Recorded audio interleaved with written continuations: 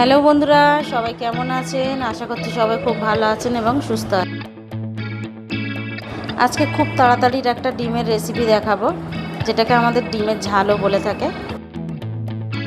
প্রথমে একটা কড়া নিয়েছি, ওর মধ্যে কিছুটা তেল দিয়েছি, সাদা তেল, আর অল্প করে কিছুটা পেঁয়াজ কুচানো দিয়েছি, আর ফোড়নের জন্য একটা তেজপাতা দিয়েছি। পেঁয়াজটা যাতে ভালোভাবে তাড়াতাড়ি লাল হয়ে যায়, যার কারণে আমি 1 চামচ লবণ দিয়েছি। দেখতে পাচ্ছেন পেঁয়াজটা খুব সুন্দর লাল হয়ে গিয়েছে। আমি মিক্সিতে এখানে একটা পেঁয়াজ আর দুটো টমেটো পেস্ট করে নিয়েছিলাম, সেটাকেও দিয়ে দিয়েছি। পেঁয়াজের পেস্টটা ভালোভাবে গন্ধ ছাড়া পর্যন্ত একটু ভেজে নেব এবং তার মধ্যে 1 চামচের মতো আদা রসুনের পেস্ট দেব। আমার এই রান্নাটা ভালো লাগলে অবশ্যই আমার চ্যানেলটা সাবস্ক্রাইব করবেন এবং লাইক করতে ভুলবেন না।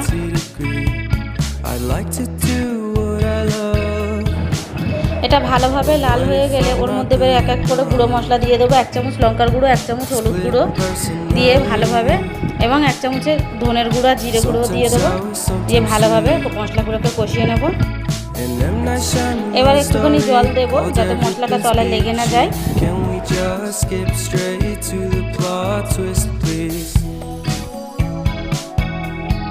দেখতে পাচ্ছেন মশলাগুলো ভালোভাবে কষা হয়ে গিয়েছে, তেলটা উপরে উঠে এসছে। এবার পরিমাণ মতো জল দেব।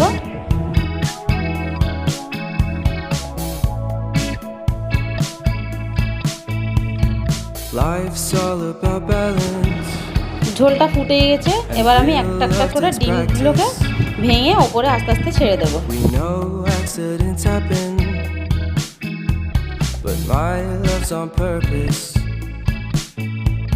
Reciprocate the feeling, find peace beneath the surface. Everything's peachy, everything's peachy. Split personality. এখানে আমি 4টে ডিম দিয়েছি, আপনারা আপনাদের আন্দাজ মতো ডিমটা দেবেন। দিয়ে ঢাকাটাকে বেশ কিছুক্ষণ বন্ধ করে রেখে দেবেন ডিমটা সিদ্ধ হওয়া পর্যন্ত। আমি এখানে কাঁচা লঙ্কাও 2-1টা দিয়েছি যাতে ঝালটা হয়। দেখতে পাচ্ছেন ডিমের ঝালটা খুব সুন্দর হয়েছে, আপনারা একবার খেয়ে দেখবেন।